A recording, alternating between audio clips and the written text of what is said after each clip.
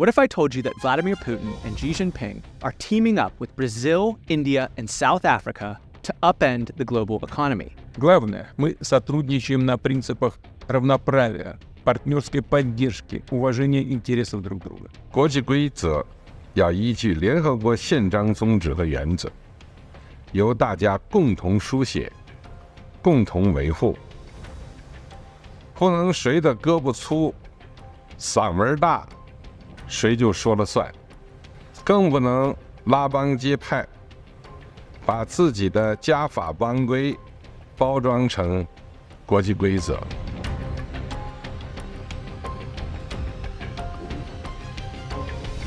These countries traverse 4 continents, count for 40% of the world's population, and almost a third of global GDP.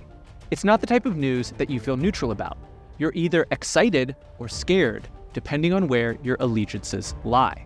And those feelings would be stoked every year at the BRICS Summit, where leaders from Brazil, Russia, India, China, and South Africa come together to discuss economic policy, broker deals, and make proclamations about the future of the global economy.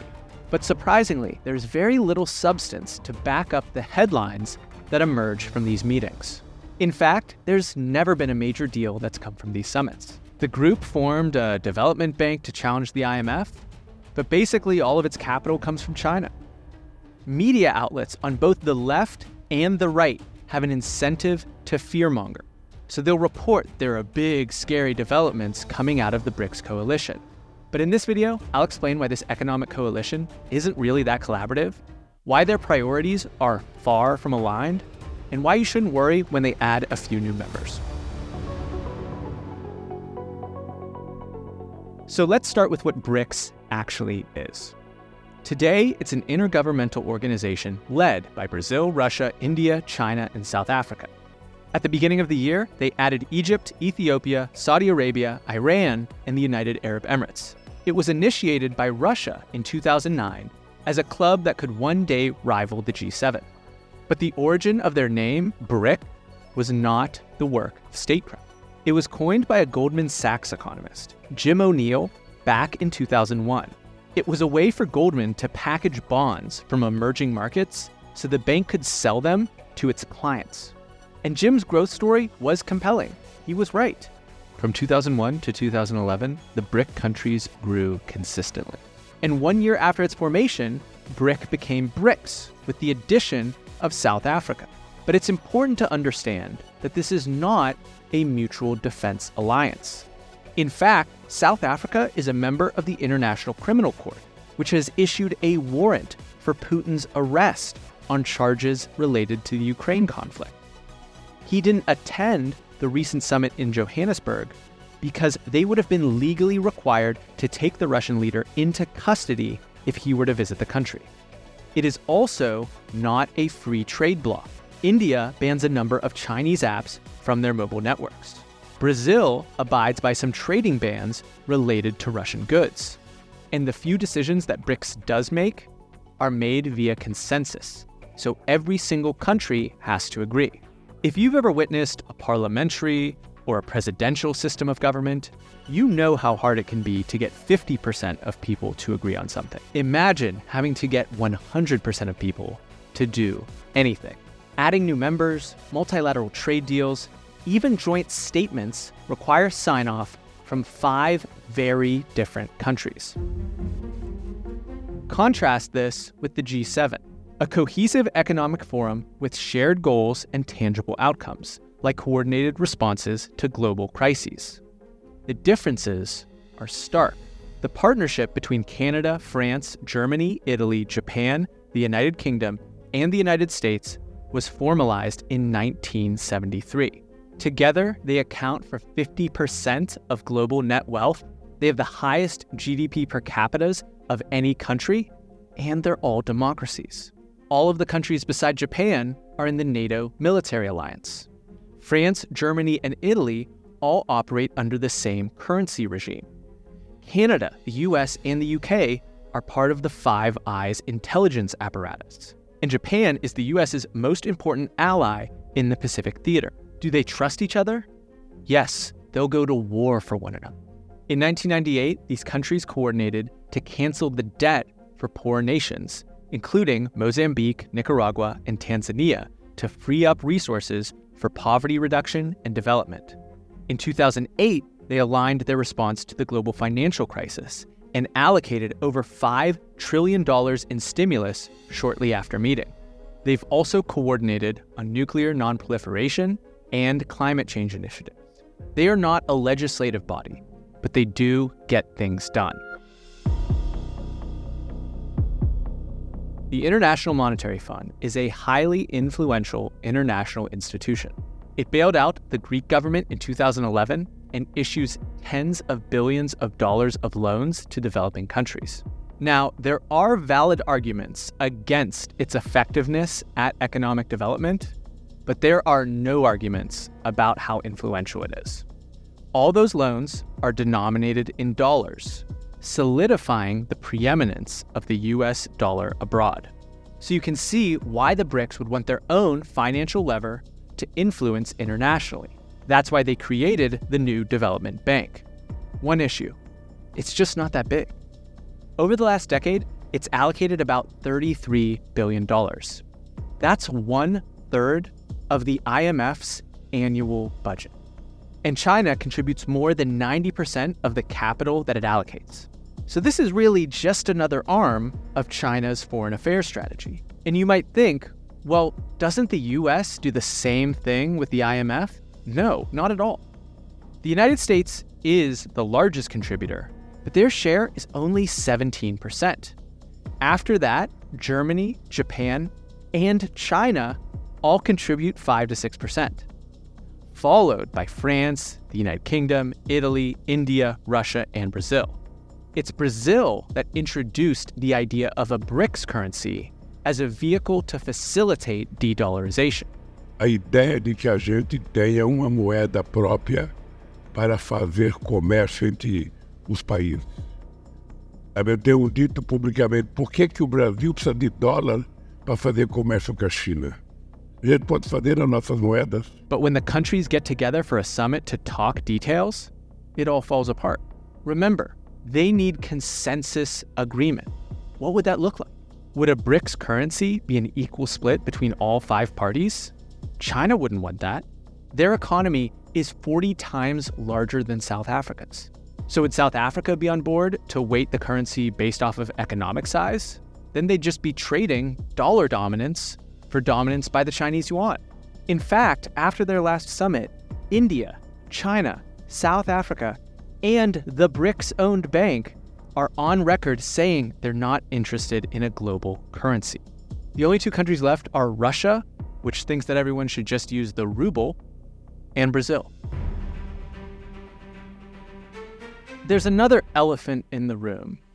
China and India don't exactly get along. They have a territorial dispute in the Himalayas over Arunachal Pradesh, or as China calls it, South Tibet.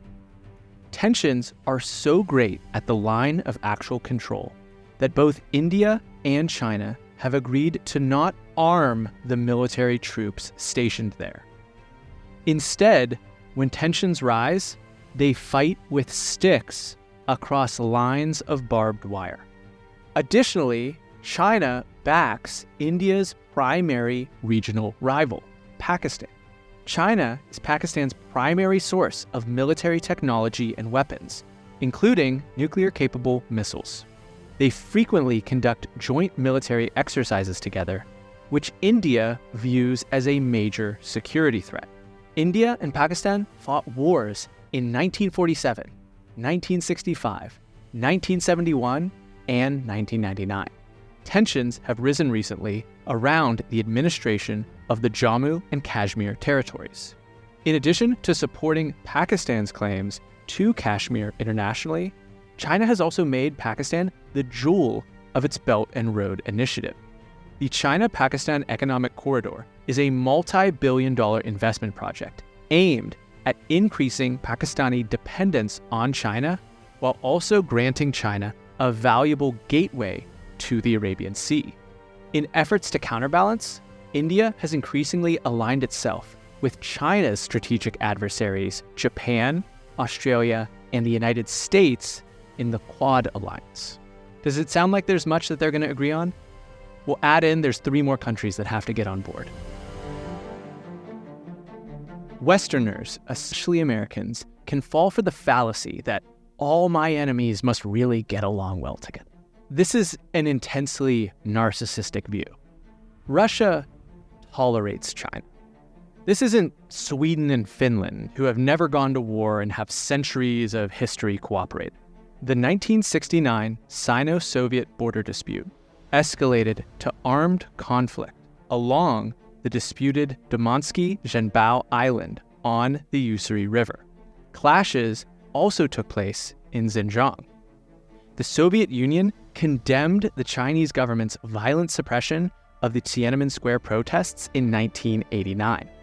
They actively compete for influence in the resource-rich Central Asian countries.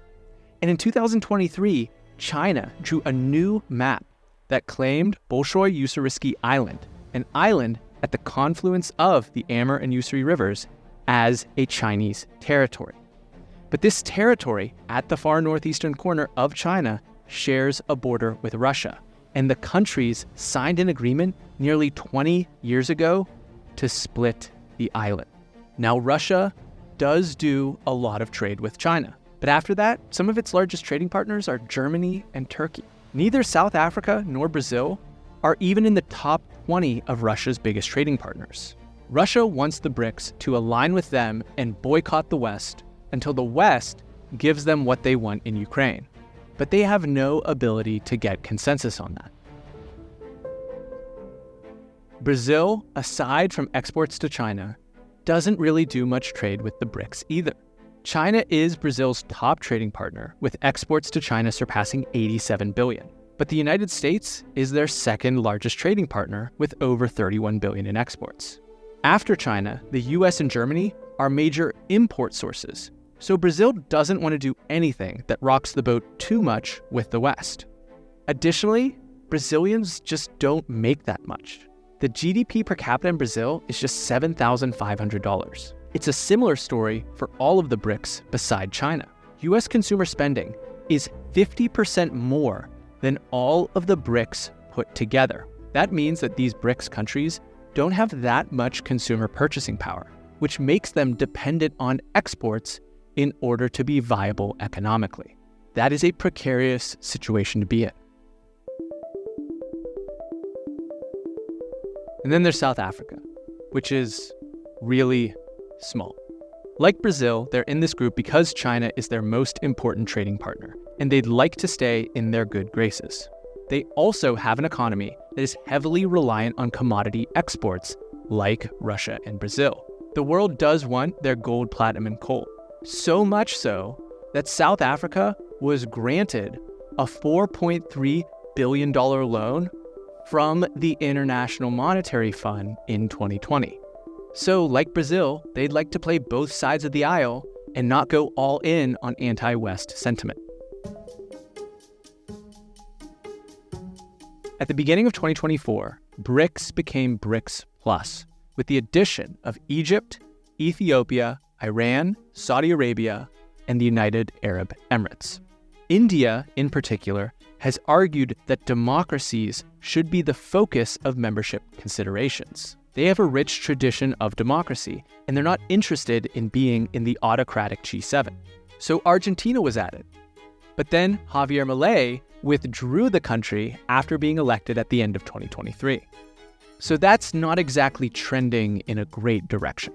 Also, Iran and Saudi Arabia are each other's primary rivals. I made a video about the Saudi Crown Prince Mohammed bin Salman that goes into this in way more detail, but suffice to say, they don't really agree on anything.